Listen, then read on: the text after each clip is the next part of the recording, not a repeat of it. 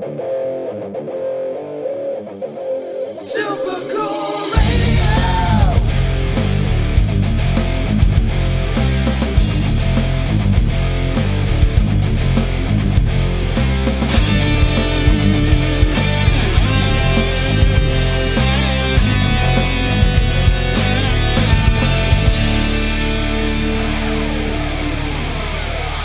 Hey everyone, before we jump into the show, I want to tell you about our merch store on Threadless. Shop a wide variety of logos with multiple colors and sizes available for each design. Your support is greatly appreciated and helps us continue to make killer content like this episode. Please visit supercoolradio.threadless.com or the link in the description to shop now. Hello everyone!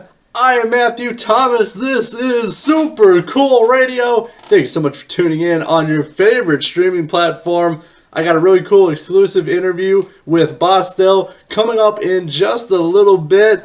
I had a really great time chatting with Jammie, Wayne, and Dennis about all things Bosstel and the very cool things they have in the works for next year as well. You're going to really enjoy this interview, but before we get to all of that, I'm going to feature one of the latest songs by Bosstel. This is A World Out of View. Check it out.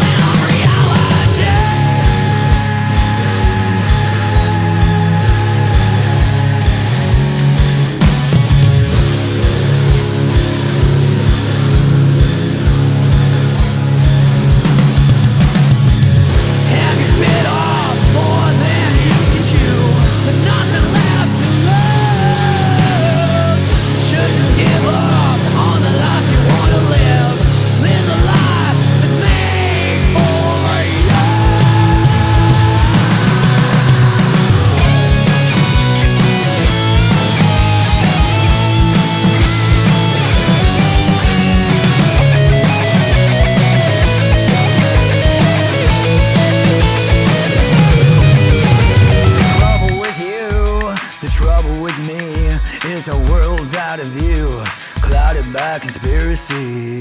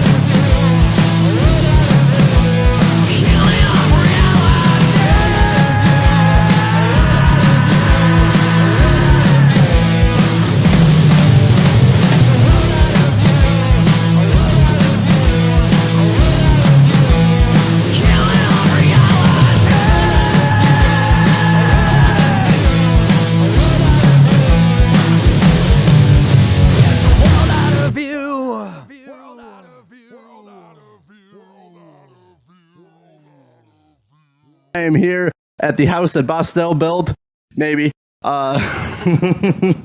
for a super cool full band interview with Bosstel. Thank you guys so much for hanging out with me. Hey, man, thanks for having us. What's up? Before we jump into everything, let me introduce everyone here with me. We got Jammie on vocals and guitar. We have Wayne on drums and vocals. And we have Dennis on guitar and vocals. And Ryan could not be here. He's at work. Ryan Craig not here today. Yeah, he's at work. Yeah, protecting and serving. That's right. Protecting the innocent. So, before we get into you talking about everything Bosstel and music and life and philosophy and all that, we'll start with a fun question. If you were trapped on a desert and you can only take one album to listen to, which one would you pick? Man. One album. That's hard. I wonder who came up with this. Question. One album. Number one album. I got it. I got mine. I know what it is. It's totally going to be Number of the Beast from Iron Maiden. Because that's what started me down the path. I would have said Injustice because that was what started me, being a heavy metal drummer. But yeah, absolutely, Number of the Beast, Iron Maiden. Iowa by Slipknot for sure, 100%. Album that got me through a bunch of shit when I was a kid, 100% with all the lyrics. Also, what definitely started me down the path of heavier music than like mainstream with their verge on death metal, super fast drums and guitar riffs throughout the album, substantially heavier than their first album or anything after that. Still to this day, it's their heaviest album, like my favorite. I was literally listening to it earlier today on the way here, on the way to work. So yeah, Iowa for sure. I'm going to say Rush Moving Pictures. Rush is just my favorite band. When I have a bad day, they take everything away and put me in a good mood. And that album, They're awesome. and they're awesome. And that album is very, very diverse for different moods and different energies. Sure. For sure. That's a very colorful album for sure. It's killer. I was going to guess you were going to pick Rush, of one album by Rush. Seeing how your basement, the posters on the basement and stuff. I'm a huge Rush fan. So now, focusing on you guys, obviously I'm here with Bosstel. So how did the band come together? Because I know this originally started with you recording right in here in your house. Yeah. Some solo material. Yeah, when things slowed down for bands, I had a lot of extra time. So I started diving in to learn how to record. I was actually making posts asking people where the best plugins were, and I learned everything by myself. I mean, people would tell me, oh, try this, try that. These are by far. Someone told me the Steven Slate stuff was really good. So I got Steven Slate stuff. I got Reaper. I went ahead and got a Boss Katana amp, and I started to just record songs just out of pure enjoyment and just producing music, and I wanted to get better at it. And my goal was to get the stuff sounding just as good as stuff you hear on the radio, and I think it's coming out that way pretty good. And then Ryan's not here right now, but my buddy Ryan retired from the military. He called me out of the blue, and he says, I'm coming back, man. I'm coming back to the area. I'm like, no way, really. Ryan played bass for me back in 1997. The guy is awesome, is he not? Very positive guy, dude. Super talented, positive. Really great to work with. Dude, he's just awesome, man. As far as bass goes, he's one of the better ones to work with. Yeah, he's just so awesome, man. He started working on the song 6 months before he moved here, because we talked about, he goes, I want to play with you, man. I was like, well, I got the stuff I recorded. I said, you would think we can actually put a band together? Like, because I did everything. I did the drums and everything. I'm like, are we going to find guys that want to do this stuff and help it grow, And he goes, I think it's good. I think we can find some people. Wasn't really looking too much. I had Ryan, when he came back, and then my other band, Praise the Fallen, happened to be working with Wayne, recording our EP, and that's how Wayne came into the picture. I've known Wayne a little bit, didn't really know him like I know. 9 years, yeah. We know each other better now, but we knew of each other, and I knew he was good because I seen him once. I walked into Cheers one time and seen him once, saw his band Unquiet Eddie once. That's all it took, though, for me to know, I just asked him, man, before we had Josh Ortiz, Josh couldn't do it because he lives in Bourbon and he's moving out here and stuff but he couldn't do it. But he told me to fill in anytime, but I was like, man, I want a permanent drummer, So I just happened to ask Wayne, and he's like, well, I want to see what the chemistry's like in that, Oh, I should go backwards, though, because first we had Ryan. I met Dennis in Fort Wayne. He was in another band. You know him, Oust the Box. 10 minutes from each other. Yeah. I know, it's funny, ain't it? Yeah. Well, the first time I met Dennis, he was in Oust the Box. And I went to this show. Where was that at? Do you remember that bar? It was a number, whatever that bar was called. Avenue something. Maybe it was Avenue something or something or other. I can't remember the exact name of it. They weren't working with a normal sound guy that night. It was a weird night. First show with Oust the Box, and out of town for us. But it went well for the most part. I met him there at least. I went out there to see them. Me and my buddy Robert went out to go check them out. And they got done playing and stuff. And I watched him. I saw him out of everybody in the band playing. I had my eye on him. I'm like, that guy's good. I can see he's good. And what I liked about him is he was, they're all nice guys, but he was super nice to me and super professional. When he met me, when he introduced himself to me, Dennis came off professional to me. And I remembered that. So when Ryan and I was like, I think I know a guitar player that isn't doing nothing right now. And I hit him up. So I had Ryan, I had him, and I won't go into the other guys' names that we had some guys we played with before. It didn't quite work out. There were some lineup changes as we were trying to figure things out. Right. As usual. Only, right. Couple other people that we attempted to work with, Right. We had some other guys we were working with. They were driving all the way from Warsaw and stuff, and we were kind of wondering, like, I don't know if this is going to work, man.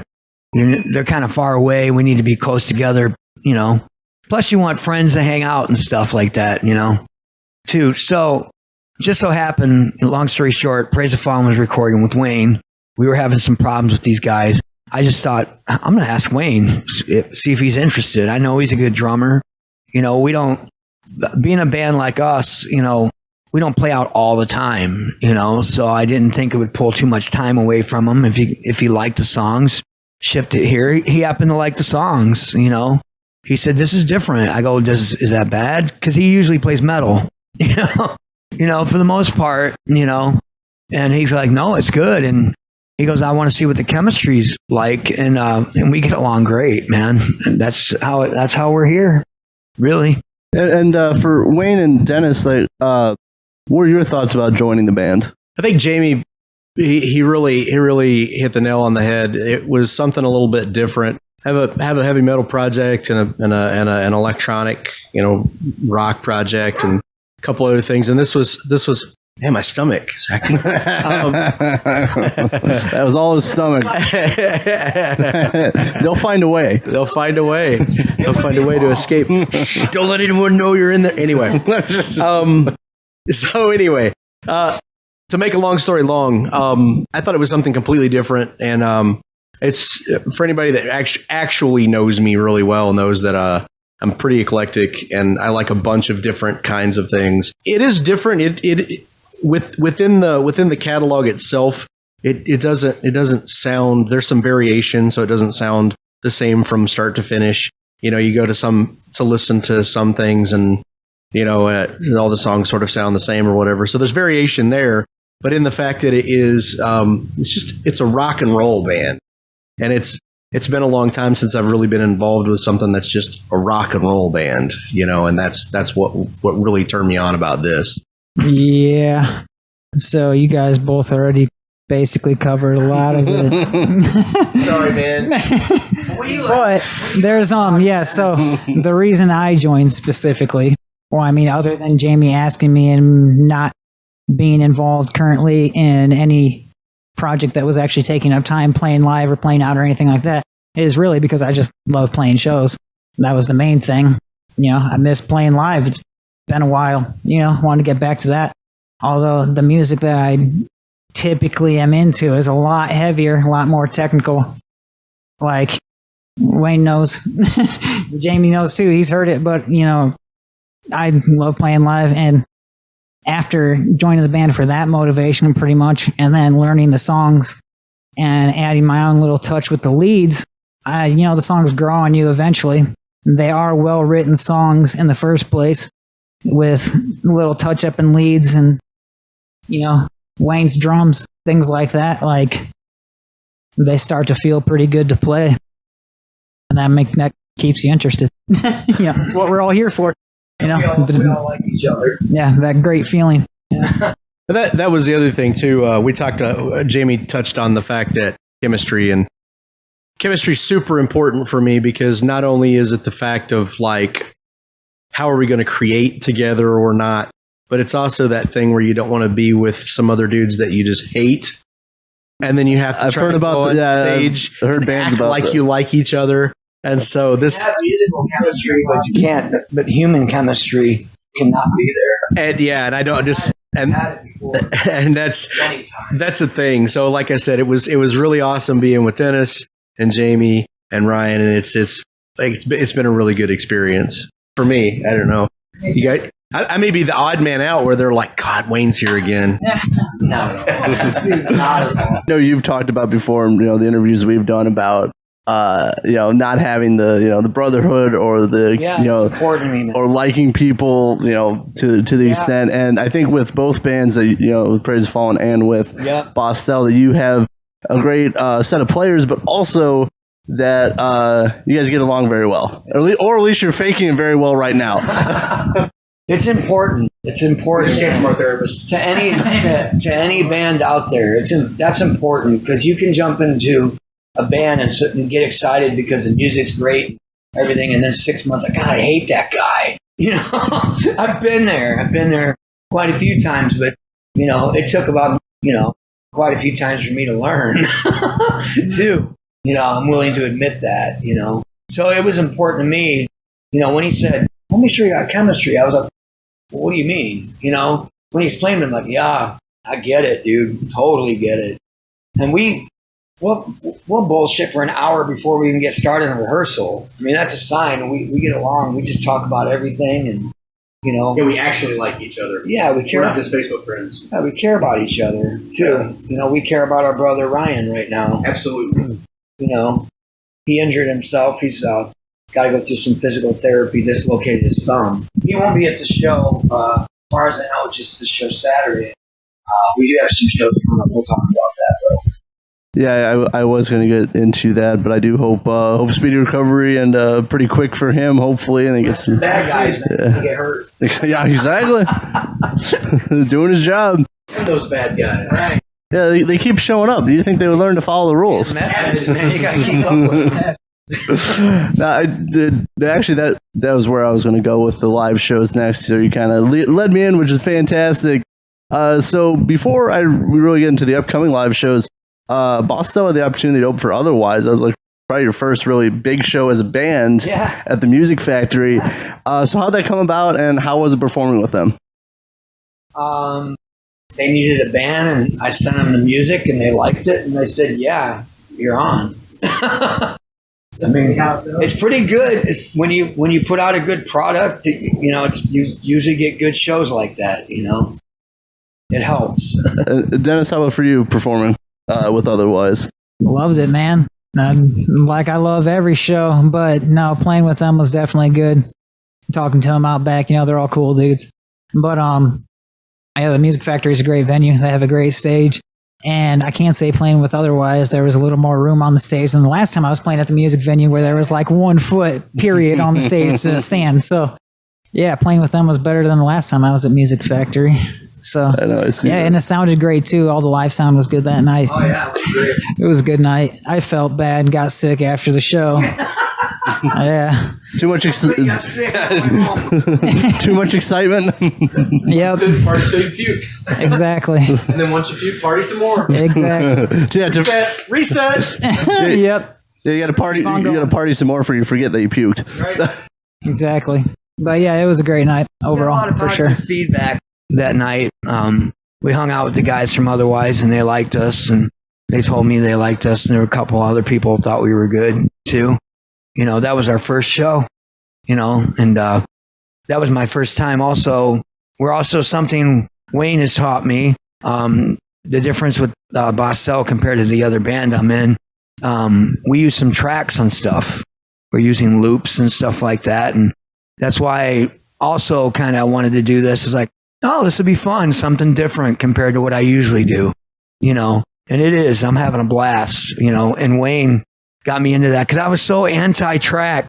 I was like, no, man, old school, you know. But he taught me, like, you ever try tracks? I was like, and then when we did it, and music, I'm like, oh, this is amazing. And everybody said everything sounded clean. That's what everybody said to me. They're like, you guys sounded so clean. I was like, huh, okay. You know, Yeah, I was gonna say it's to the point now where it's become commonplace, and the taboo and the stuff. Yeah. It reminds me.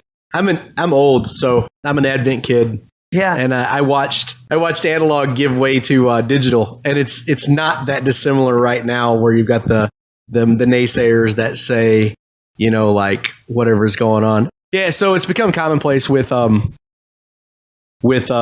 modern production, where, you know, more and more people use sound effects and my stomach again. Sound effects and sound effects and stuff and loops and drops and just all this crazy stuff. So it's really not that big of a deal anymore, I don't think. It's been commonplace for a lot longer than people even realize. Every professional big band, stadium type band that you've seen since like the 80s has been doing it. You hear a guitar on a produced album, you're hearing like 4 parts, maybe sometimes a lot more parts. The only way to represent that live is to have some of those non-significant parts, like little accents and parts that you wouldn't really want to play live when you're playing the main part of the song. Have those done by tracks. Def Leppard, Really we just- know what you did. Yeah, I mean, we're not doing solos with tracks. I promise you that. It's little parts. Yeah, it's little parts. You know, I will say these guys taught me to be comfortable with it. You know, it's something new for me, and it's fun. I'm having fun with it. You know, I'm not so anti-track anymore. So, real quick for you, Jammie. So, actually, I guess for everybody, is there a little bit of a transition going from just, you know, pure music, but now to including tracks with the music? Not really, because it's part of the music. When I recorded this stuff, you know, as before we did an interview a while back when it was just me doing it by myself. I put the loops and stuff in the recordings, so we're using a lot of the tracks that I put in live. what a band would basically have to do before to play live, like you have your recorded stuff, you know, which is embellished to the max, maybe, you know. Some people are complete purists, only record what they can play live, but a lot of people play a lot more than that, you know, especially in like modern productions and, you know, bigger things like that. So how you would do that with a 5-person band who can only play one person, who can each only play one instrument at a time, is pick and choose the parts you want to play live that best represent the song. So we play the main parts, and then we get to bring more parts with us. There's some ambience in the songs, like some of the cleaner stuff. We make it spacey, and there's some ambient guitar stuff like that. And like I said, there's some hip hop drum beats going on in certain, like in the middle of songs and stuff.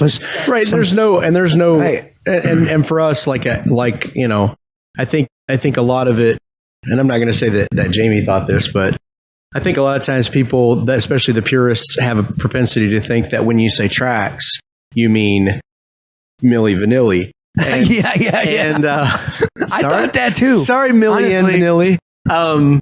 At first, I thought that too. Yeah, and so Like, it's this can be like never karaoke? It's never a situation. Yeah, it's never a situation where foul play is involved. You know, Dennis isn't standing there mimicking playing. We you know, actually play. yeah. What the people that are on the stage are actually playing their parts. Yeah. And then there's some augmentation there. There's just extra stuff for like adding some sounds, ambience to the songs, or Right. to thicken it. You know, That dance drum part, for example, at the Right. beginning of World Out of View. That's a part that we can't really play live. It's an electronic drum kit. It's a rap kit. Like Wayne could play it.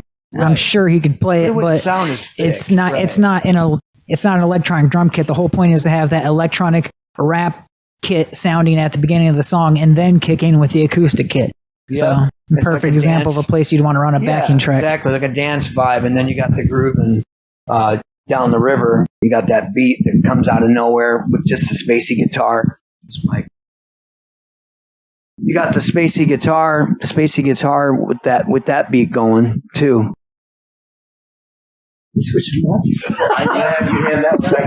Come on, man. This is a All very right, odd sorry. configuration, You so can there's a edit lot that. of mic passing around. We have this microphone dance. We have this microphone dance going on, and Yeah, it's Jamie hasn't figured out all the dance routine yet. Chairs, musical mics. musical mics for sure. Well, I do interviews pretty much everywhere, and most of the time, it works out well. Sometimes the odd configuration, but that's life. So for you guys, before I get into talking about the great upcoming shows you guys have, where's your favorite song to perform live from Bosstel? What's our favorite song? Yeah. Oh man. I'm really digging A World Out of View. I'm really digging that song. Just I hit with the hard questions when you don't expect it. I'm proud of that guitar riff in that song. World Out of View. Yeah, and the lyric content is very, very now, you know. Yeah, I don't know. That one is one of my favorites. I'm torn because one of the songs that I like the most is not necessarily my favorite song to play live. Vendetta is probably my favorite song to play live. That's my favorite song, by the way. Yeah, it's one of my favorite songs to play live. Yeah. Okay. Yeah. It's different. And Inevitable is one of my favorite songs from the Bosstel catalog. Yeah, Inevitable. It sounds great live. Yeah, and I asked him, it was funny, I asked him because the first couple shows that we played and stuff, I said, we were preparing for, and I said, we're going to play this Inevitable song? We can if you want to. And I said, well, yeah, like it's really good, you know? I was surprised. Then, you know, I thought, okay, we're probably going to play all the heavy stuff, you know. I'm at Dennis, he's talking about Periphery. You know, I'm like, okay, he's not going to like this song. And when he came to me, he's like, dude, my favorite song's Set Afire. I'm like, really? It really shocked That's a me. solid one. When he showed me that, I was like, really? Wow, I didn't expect that. You know, I've learned a lot more about Dennis. You know, I like that, you know. We're all pretty diverse. I like metal too. I'm between a couple of them. And for obvious reasons, leave this all behind for the tapping solos. Duh. Pretty self-explanatory. And, yeah. And Got a lot of shit. Something you just said. Vendetta? No. Inevitable. Inevitable. Yes, that's the one. The one that we just added to the thing. All right. So one thing I forgot to mention about the Music Factory is the solo for Inevitable that I played live. I finished like 2 days before that show. Finished getting it like down, you know, because it has a ridiculous alternate picking run that goes through 7 strings, 3 note per string shapes, all the way up, you know, up and then back a little bit. Like, because I was like, I just want to put a crazy run in it. So I did. But yeah, so that one, because of that, you know, that solo in it, but also it's, in my opinion, one of the better put together songs, like as far as verse structure and chorus and everything goes. It's a good one. It's a well put together song, and I like it. It really makes me happy these guys believe in what I've put together. It's pretty cool.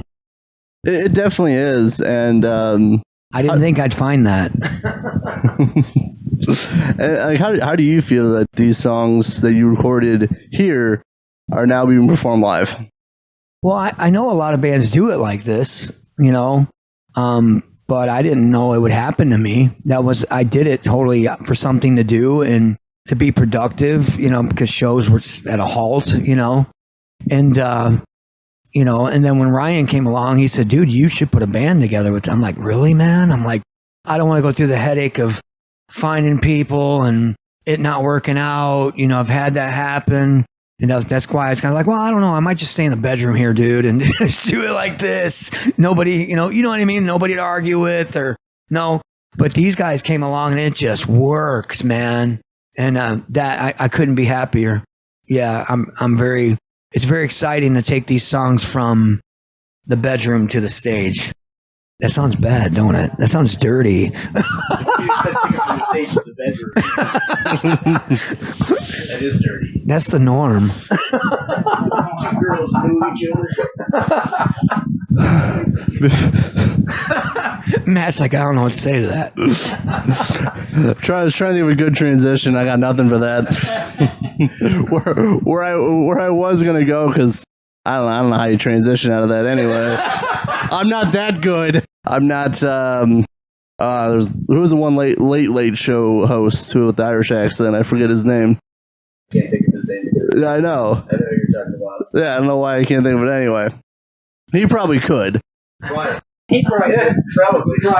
Craig Ferguson. There we go. Yeah. Oh, yeah. Yeah, he probably. Irish last name. Yep. We did it. We went from That's true. We went from taking two girls that hardly know each other but are interested in learning each other, you know, by kissing each other on the mouth, to talking about Craig Ferguson. There we go. That was pretty slick, dude. Hey, I'm master of my craft, depending on what day of the week it is. For you guys, you got some great upcoming live shows. Obviously, you got opening for Small Town Titans coming up the Midway. Plus, you guys will be opening for Saving Abel at the Eclectic Room on October 7th. Yeah. What can people expect from a Bosstel set? Well, there's also October 6th. We open for Texas Hippie Coalition at the Hope and Art Theater. I did not know that.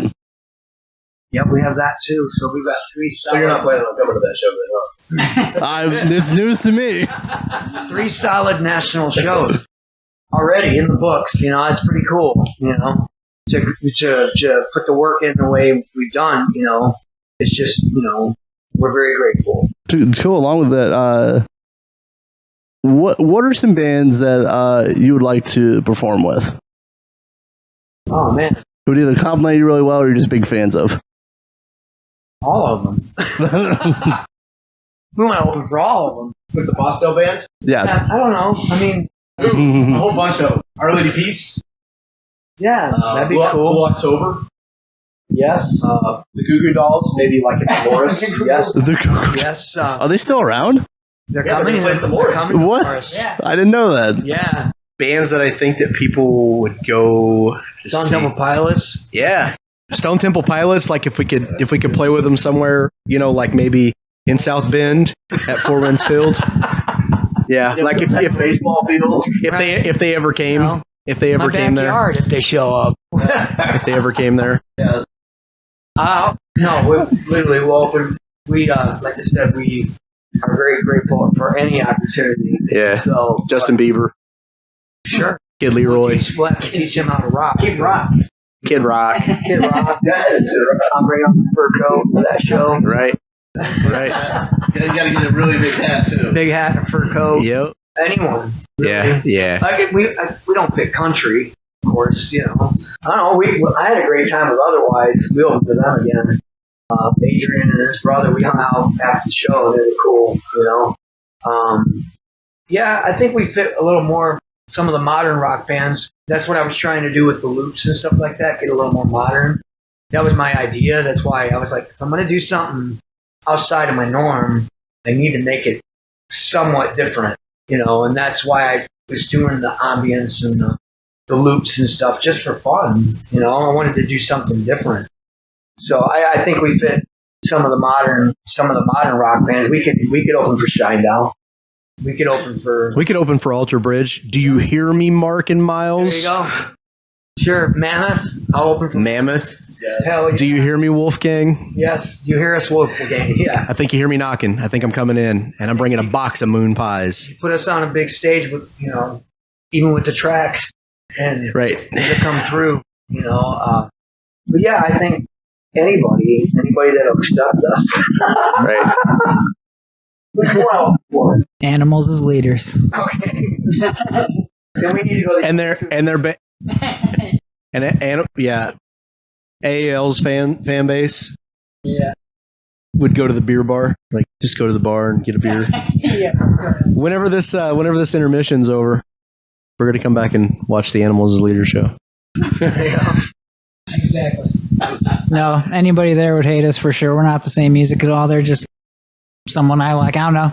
As far as opening anyone, man, we want to play with literally everyone, as many people as we can.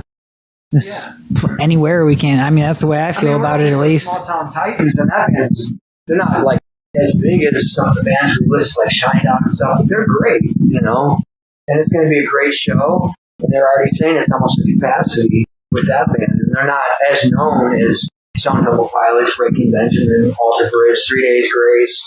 Well, for any of those bands, for me, you know, I like a lot of commercially viable hard rock. You know, Saint Ansonia, Seether, Corey. If you hear me out there, buddy, we'll open for you. You say Stone Sour? Seether, Stone Sour. Corey, the other Corey. Yeah, Corey Taylor. You know, Slipknot, we're not heavy enough. We'd probably get tomatoes thrown at us. We do it for Dennis, and we get tomatoes. We could do a whole lot of stuff. I mean, Machine Gun Kelly took a lot of crap, and we don't have to deal with that. Right. Because we are absolutely not going to make fun of them for wearing masks. No, they can wear masks all day long, as far as I'm concerned. They can wear them till they're 70. We don't care. We don't care. You know, not at all. Yeah, pretty much. We'll open for anybody that rocks. You know, right? That's a good question. Thank you. For me, that question's almost like if I asked you, what would you do if you won $1 million? Two chicks at the same time. That's absolutely right. Yeah, I'm just gonna need some of your Coke in the freezer too. Well, you're actually the second person this season who said good question, so I really appreciate it. Oh yeah. Same. I see. I put some thought in these questions. I don't just say random things, even if it sounds like it. Going with you guys, there's a very wide range for you guys. You have some very hard rocking songs, but then you also have some kind of spacey, kind of more on the modern rock side that's not as heavy. So you guys you're pretty fluid with who you can open with. You're not just we're just hard rock, we're just metal. You have a whole range that you could work with. Yeah, that's done purposely.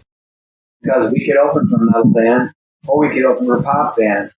You know, you got to, if you're diverse, the more diverse you are. Say diverse. The more diverse you are. It's the whiskey kicking in.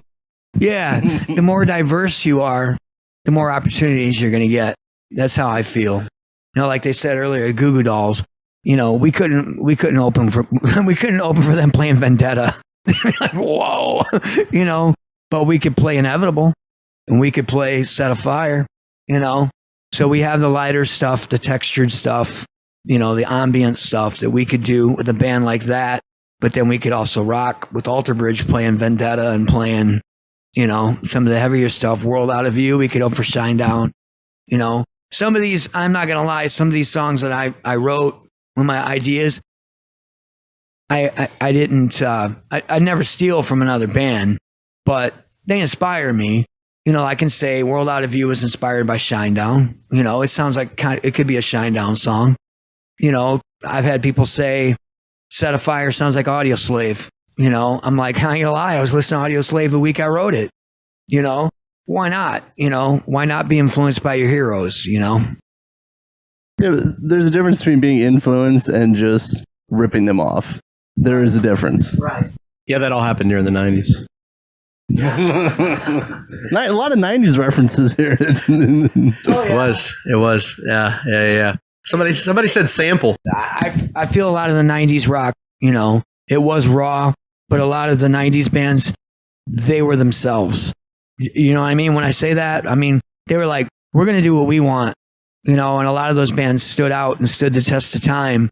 Whereas to me, there's a lot of modern bands that sound the same. There's a lot of modern music that sounds the same, And when I started this, I wanted to be, and my buddy Randy actually says, you guys kind of have a modern sound where you sound like what's in now, but you also got a 90s vibe too, kind of too. And I was like, that's not on purpose. It's just, it's just writing from what we feel. You know, we're just ourselves.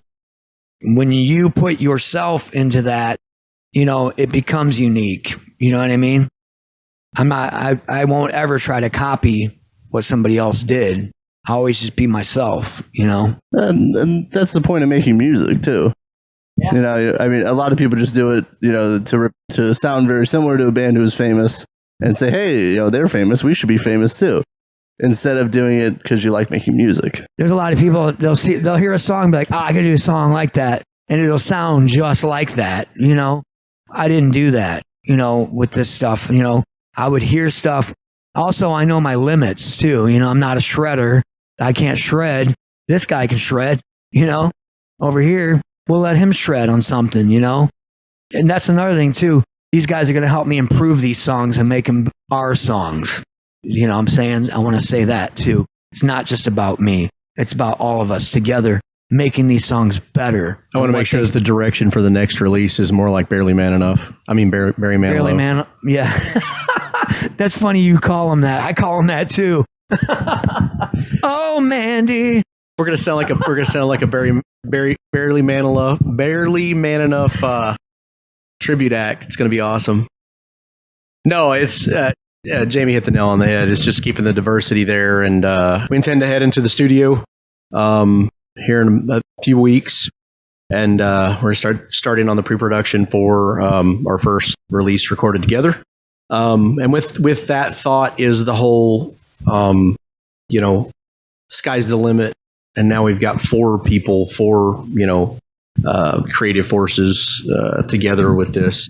So it's gonna be super interesting undertaking. I told these guys, you know, when they joined me, I wanted to make sure they knew that this was their band too, and that it's okay to change the songs up a little bit, not too much so where it's completely different. I've had that before, where It's Calypso. you know they're gonna improve. The songs are gonna improve, and we're gonna make them ours. We're already talking about, you know, redoing World Out of View and doing a change in it. We'll tell you about it later, but we got some ideas of how to make these songs better.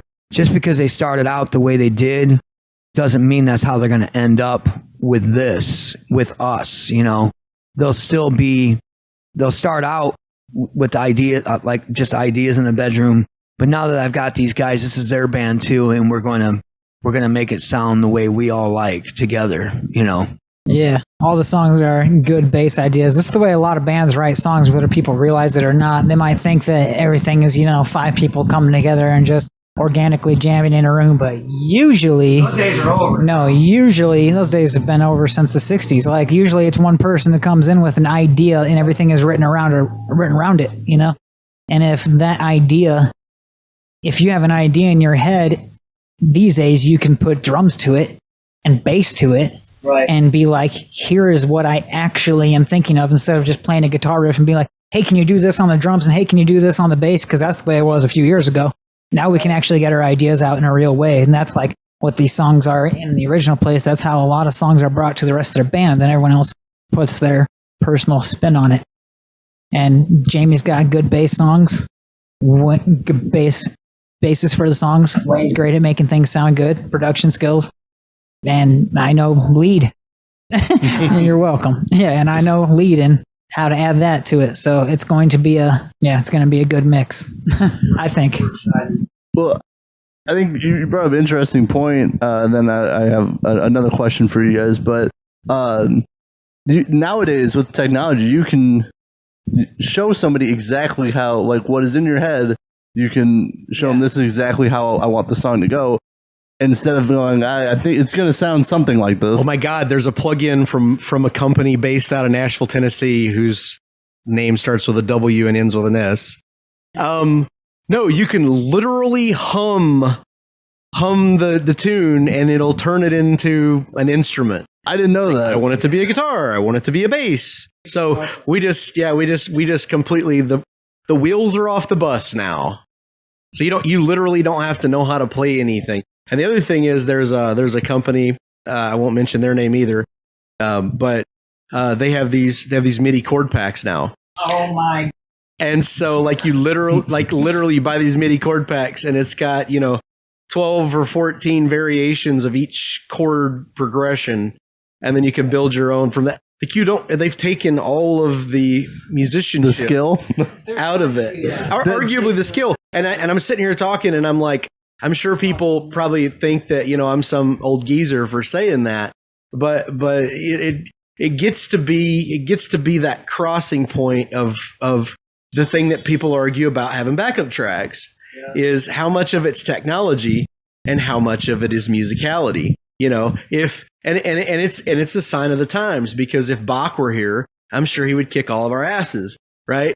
But he might show up. You never know. Bach would produce it to the max. You use the tools of your time to do what you can.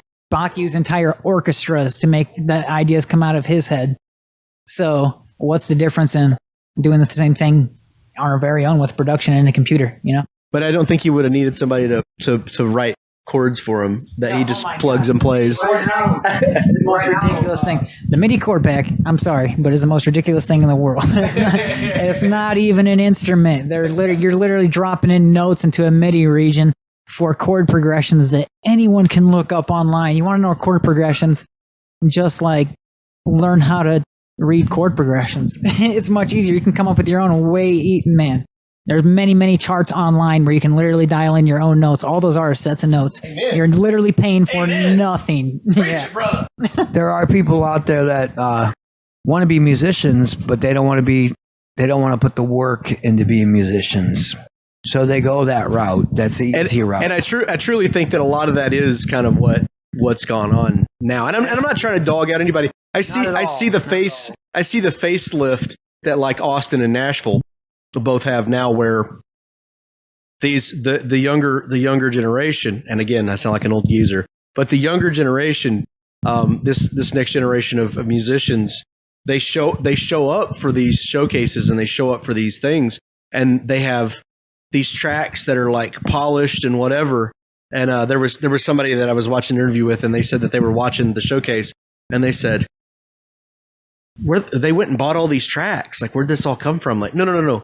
They went home last night, wrote the song, put all the tracks together, and came back today with like a backup track so that they could perform to it. So they could sell the idea better.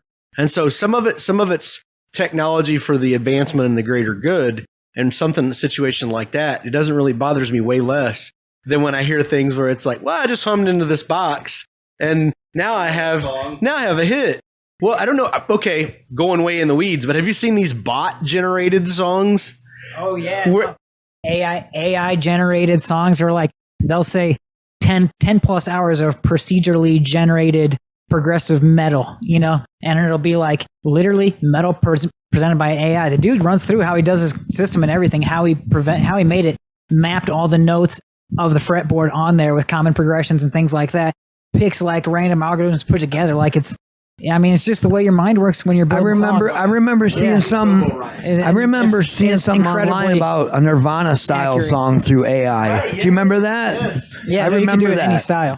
Yeah, it's like, this is what Kurt Cobain would sound like with do AI or whatever. I just saw this last night. I didn't look at all the details, but I forget which record label, but they have now signed an AI rapper. No, I heard about that. You did? Oh, Yeah. no. How did I miss I didn't see any details. It was just like 2 days ago, man. How did I miss this? I just saw This was too good. This was too good to miss. What that's like a roll? I didn't hear any details about it. It's not even real. Right. Wow. It was while I was looking through, crazy. the typical thing I do. Record label. A few hours in. Yeah, a few hours. It costs us nothing. Yeah. Wow. They finally figured out the answer. They don't have to pay anybody anything. Right. They just pocket all the loot. Yeah, exactly. The producers at the label have figured it out. They don't need to write songs anymore. Do you even need to produce it? So guys like me don't even have a job anymore. No one has to pay anybody. Man. Wow. Before we get to you guys writing and performing, you're going into the studio and writing. What's your thoughts on like AI music and like an AI rapper getting a record deal? I mean, anybody that knows me would know what my obvious answer would be. It's the most ridiculous thing I've ever heard in my entire life. Yeah. So it's just to me, and I'm going to end up killed in a car accident on the way home. But Thinking positively. yeah, no, it's one of those things where I just can't. It continues to pave the way for more ridiculousness and all of the crazy things that go on. Jimmy Hoffa said that somebody asked him. They said, "We saw that you're dabbling in Hollywood now, and that you've got some things going on in Hollywood." And he said, "Yeah." They said, "So you're gonna start heading over to the recording, business, the record business next?" He goes, "No, that's where the real crooks are." Jimmy Hoffa said that. Wow, that's pretty neat. Yeah, that's putting it in perspective. Yeah, so it's just the same thing I think about pretty much. People faking their way through songs in Logic or Ableton or any other song, and any other DAW or anything like that. Music is an innately human thing. We're like the only species that can even hear music the way that the way that AIs even sound realistic at all is literally by adding in imperfections. Like that's how you can't play a perfect same thing sound every time. Yeah, it can't. It everything the same exact sound every time. Literally, try to make a simple on a drum machine. The reason old drum machines sound like shit is because there's no variation, no velocity variation, no control in it. Like it sounds robotic.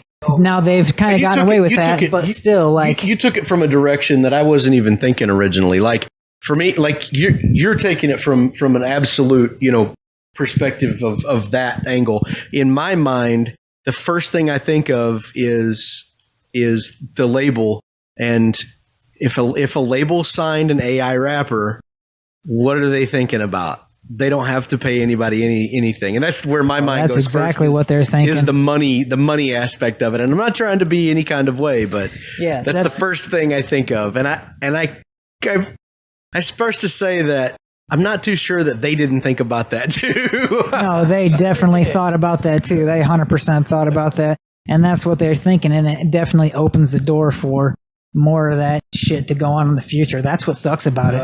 But do I think it's going to eventually take over the industry? Is it something that we should be scared of? No, because at the end of the day, people listen to music. Purists and traditionalists. That too. There's always going to be purists and traditionalists, but at the end of the day, people like music because they like seeing people have fun. They like representing a feeling that they're having. And even if a machine can get really close to that and do it in a pretty good way, they can't do it like a person can. A human will always be better.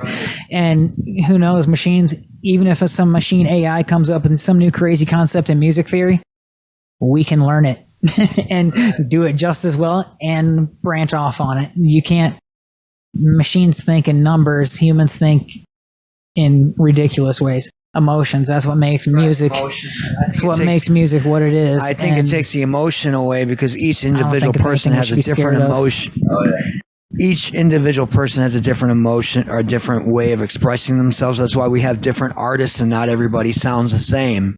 You know what I mean? So it also at the same time, I think that takes away from the people that are actually working hard at the craft trying to do, let's say, being a rapper, they're working hard at that. That's going to take you.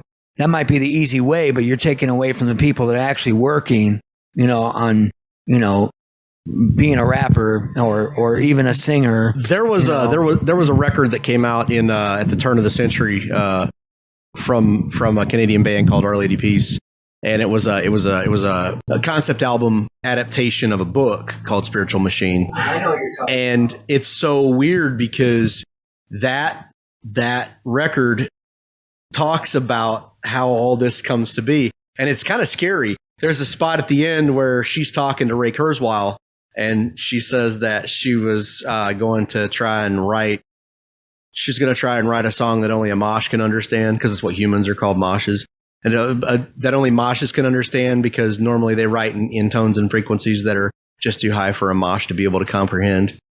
So you start thinking about that, and it's like, oh my God, this is paving the way. So my two thoughts on it, I think Dennis said it very well, is humans can evolve. you can learn new skills. Dennis, you didn't start out, playing at the caliber that you're playing when you first started. A machine might be able to do that, but then there's no evolution. There's no building off that. No growth. Yes. But also, if everything is AI, what happened to live shows? Right. You know what I mean? Yeah. Well, like the human element. Yeah. Just interaction. We're missing that now with Facebook and everything too. Human interaction. Just like we're sitting right here talking to each other, having a good time. We miss that when we're just talking to each other through Messenger. We need to take time out on a Friday night and hang out. Actual conversation. Right. Yeah. So, yeah. I think we still need that. I think that's why the depression rate is sky high. Because I think that's why I think people feel alone. I think they feel more alone these days than ever before because there's no human interaction as much. It's really weird too because the impact has bled over onto social interaction for simple things like dating. So a few years ago, a few years ago, I was watching my son and watching the interaction that goes on with dating. It's a pretty simple social interaction that you would think, yeah, you would think, right? And it's not anymore. It's a thing. There's a whole ritual to it, and it's all tied to social media and all this craziness. And it's like, what happened to walk into the wherever and bump into somebody and ask her, "Hey girl, what's in the basket?" Or whatever. It's much more adventurous than just I did meet my wife online though. I did meet her on Plenty of Fish. But then, but she became my friend and it became more, Yeah. So it might have started that way, but some people, if they're like checking a check mark, you're not really going to get to know somebody unless you're with them, Yes. You can go through all these rules and stuff, but you might sort of social experience. Yeah, man, you might be very close-minded if you're just following all those check marks. Right. People get ruled out. Somebody you might really like to get ruled out. Yeah, man. You'll never know unless you spend time with that person. Right. Exactly. Now, before we get too much on a tangent, because I only have like an hour and a half on my battery life anyway. Right. So you guys are going to hit in the studio soon, recording an EP, I want to say. What can people expect from the music and like the writing process? I know you guys touched on a little bit, but now since you guys are a full band, is that going to change the sound a little bit? I'm going to let Wayne say something. I think he's already got it in his head what this is going to sound. Judging by his face when I ask the question, I think he does. I always try and have a clear-cut idea of what I want the record to sound like before we even push record. And looking at what the material looks like, I think that people can just expect things to be eclectic, as generic as that sounds. But the truth of it is it going to be punishing up front, pummeling drums? Yes. Is it going to be big, loud, heavy duty guitar? Absolutely, because I can't be in a band that doesn't have that. Yeah. But the songwriting is there, and so the whole point to the soundscape is having something there that's going to be able to celebrate the songwriting and to celebrate the overall presentation of how everything is going to be with Dennis's guitar playing and Ryan's in the pocket spot on bass playing, and I just want to be sure and showcase Jammie's vocal ability. So taking all that into consideration, we've got a definite idea of what we want the sound to be like. And then as far as the songwriting goes, we're already looking at Jammie sort of brings the ideas, and we're basing things around that. But improve them. Yeah, and additionally, looking at some collaborative writing as well. Definitely. Yeah. So that'll be the major difference in this, because obviously with all the prior Bosstel catalog was Jammie wrote the songs, and so this will be the first go around where there's collaborative writing involved in that. Yeah, there's a lot of stuff ready to go that we can, but we're also going to write new stuff together as well. I'm excited about that too. I'm excited about all of it. The songs aren't going to change too much. They're going to improve though. You know what I mean? Like I can only do a drum fill a certain way, the way I use the program drums. I admit it. They're great, and a lot of people, I get crap about it. Drum machines have no soul. Right, but they have no soul. It's true. They come close, like Dennis said. A machine can come close, but it takes that human bounce, that human element. On a snare drum, for instance, you can't get a roll, programmed as well as a human can do a snare roll. Right. Is that good? Yeah. I come close, I tried to make it, because this was before even having the band. I was like, I got to make this sound as good as believable. Mainly, I mean, I could put some ridiculous drum fills in there, like nobody would ever be able to play that. We did have somebody say that you can never do that, but it would take 3 arms. That dude wasn't that good. Set a fire, Bill. Yeah, standing to set a fire. I won't say the guy's name, but he was like, it's impossible because you program the drums on that drum fill. First time we played the song with Wayne, Dennis and I look at each other and go, finally, someone got it. I don't see a third arm either. Nope. Dennis and I, we looked at each other like, yeah, we knew the right guy could do it, so I knew that. It's not a very hard part. Count to 4 over and over again. Yeah. 4/4 timing. To expand on what Jammie said and what we were talking about earlier about adding 2 new members, will it sound different? Yeah. I mean, the songs won't sound different genre-wise or style-wise. They're going to sound the same. But right. Just like Jammie was just saying, Jammie's not a drummer and Jammie's not a lead player. Jammie wrote the songs. I know my limits. So you're hearing solos that aren't written by a lead and drummers that aren't necessarily written by a drummer. So it's going to improve by people who have been doing those 2 exact parts their entire life. So, yeah, it's going to sound different. It's going to sound the same, but it's going to sound a lot, more glued together. It sounds the same but different. Yeah. Same style. Same songs. Same choruses, the verses. We might change some parts up a little bit, add some more diversity. Maybe, like World Out of View, we're talking about after the breakdown, quiet and doing a drum thump thing or something. We're talking about, now that we're hearing these songs, like, oh man, I just thought of something we can do now that I actually have a real drummer compared to, you're limited on what you can do, and a lot of this stuff too, I started doing this 2 years ago, I was, I didn't take it too far to where, get ridiculous. I made it to where it was simple enough for the listener to listen to, but it was also easy enough for me to put it together. I can't do no Dream Theater music in my bedroom studio, you know what I mean, with the programmed drums.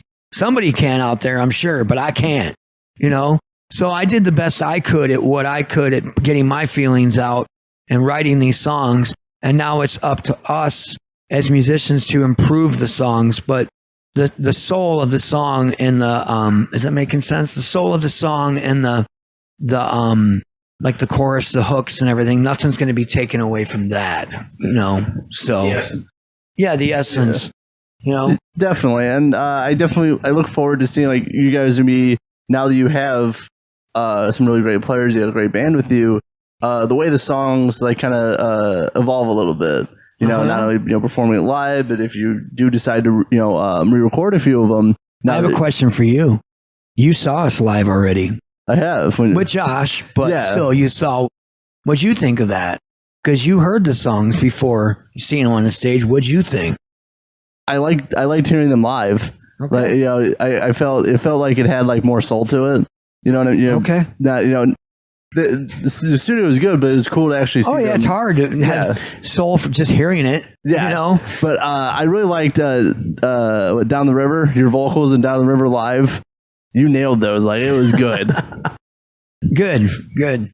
Now I did want to talk because I talked to another band who has like their name as the name of the band, and the biggest thing they said is, here we go. The people, if they always look at the person who's like name on the band, so like Bosstel, they're always going to think Bosstel, and they're going to get they might not know their names, but they're like that Bosstel guy. So what do you think having your name on it? It's weird for me. It really is, everybody. The way this came about is we had a show.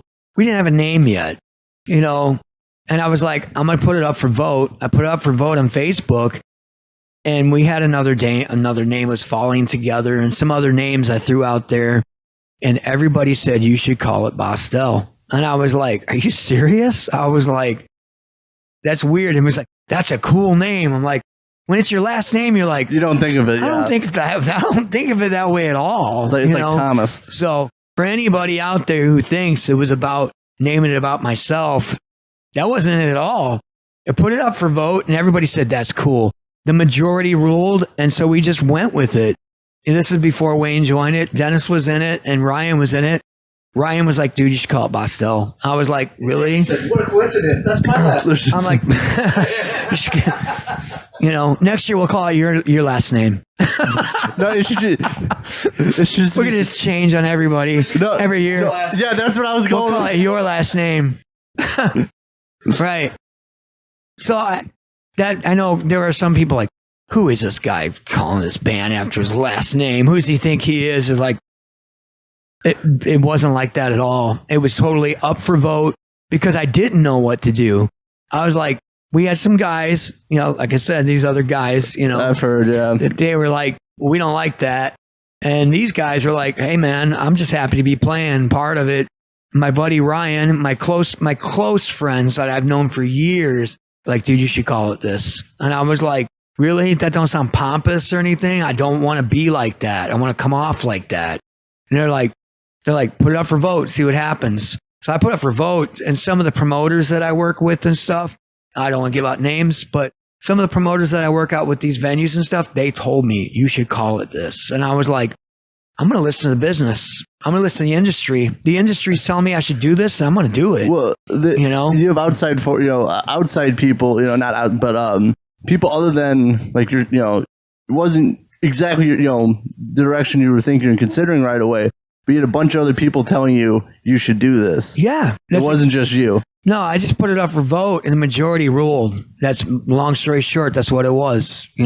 I just want to tell because I know we talked about that before a few months ago with that, and I've caught some flack a little bit, but small minds don't think global. And as I'm wrapping up this interview, I just got a few more things we got to touch on, and then we're gonna head out. The biggest question that is on everybody's mind. Yeah. Oh yeah. David Lee Roth or Sammy Hagar? Sammy Hagar. Okay. Wayne, I don't know who came up with this question. So I love a good one. So I love Sammy Hagar. I love him to death. I loved him in Montrose. I loved him by himself. And unfortunately for me, I'm gonna have to go with David Lee Roth in Van Halen, because the reason why is because Sammy was Sammy before he was with Van Halen. And I loved Sammy by himself. And then as soon as he was out, they did great things. The balance record was good. All the fans can kick me in the balls. That's fine. But 5150 was great. Some great stuff that they did together. But when he got out of Van Halen, it was like, oh, Sammy's back. And so that's the way I look at that. Sammy's doing Van Halen songs now. Yeah, sounds like Van Halen. It's an obvious answer. It's David, man. The original. He was born in Indiana. Started. I didn't know that. Yeah. That's wild. But yeah, David Lee Roth. I'm also a DLR man myself. Oh yeah. So, but no, I like your perspective on it, Wayne, because he wasn't anyone before VH, but Sammy was. So I like that. It was awesome. I like that answer. He's still awesome. Yeah, he's still awesome. He's done. He was awesome. Yeah, didn't he start? He's done pretty wonderful in his own life too. My dad was a big Sammy Hagar fan. Like, he listened to Sammy Hagar, so when I think of Sammy Hagar, I think of Sammy Hagar. You're saying. Well, I get that Montrose record on vinyl. His book is on Audible. Dude, it's awesome. Yeah, I think he just came out with some new music too. Sammy. Yeah. Oh yeah, The Circle. Yep. Oh yeah, that dude's like what, 70 and still rocking, dude. DLR, good, dude. DLR looks a little rough nowadays, but he's painting, so it's okay. You can only scissor kick it so many times. I do the splits in the air so many times. Do your spandex rip. or something else. Right. So, but as I wrap up this interview, so we already talked about you guys got some great shows with Texas Hippie Coalition, Saving Abel coming up in October. What are the plans for next year, 2023, for Bosstel? Oh, we want to talk about the video? Yeah, world domination. World domination. You're going to colonize Mars? Yeah, sure. We'll play on Mars. Solar, yeah. Just take all of it. The goal. Well, we talked about this last rehearsal, and what we want to do is put on an EP every 6 months. We're talking about. You said you want to do a video. We're gonna drop a video and song released once a month. Once a month. We're going to be very active. I like that. Yeah, and we're going to play a lot of shows. You know, so Dennis is going to be really happy. You got to keep Dennis happy. Yeah, I like playing shows a lot too. Yeah. So the future is bright. That's what it looks like so far. Well, I definitely look forward to seeing where you guys go from here. You got some killer stuff already lined up, great shows, working on new music. If anyone's interested, where can they find Bosstel the band online? Bosstel Not just you personally. You talk to me. BosstelOfficial.com. We're also in Reverb Nation, Bosstel Official. I don't have Instagram yet or Twitter. I don't do the Twitter thing.